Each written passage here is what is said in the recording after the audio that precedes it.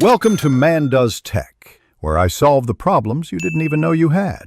Start by preparing the exact materials you will use so you can record efficiently.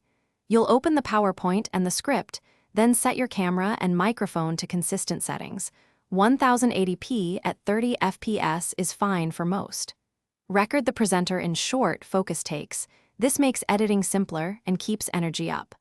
Once done, import all video files into a single folder named for the project, so you never lose track of versions while moving into the editing and slide integration phase.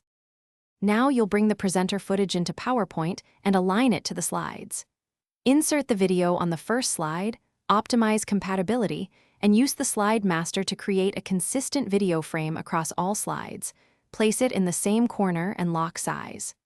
Trim the clip, add simple fade in /out, and set start to automatically when the slide appears. Make sure your narration matches slide builds by using rehearsed timings or by manually setting delay for animations to match spoken cues.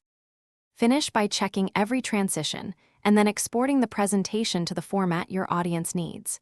You can export to MP4 for universal playback or save as PPTX with embedded media for interactive delivery. Make sure fonts and video are embedded.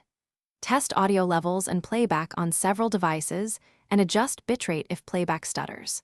If you see desync or missing video, relink the original files. Re-encode the clip with a constant bitrate and reinsert. That solves most compatibility problems quickly. Thanks for watching. If you found this helpful, don't forget to like and subscribe.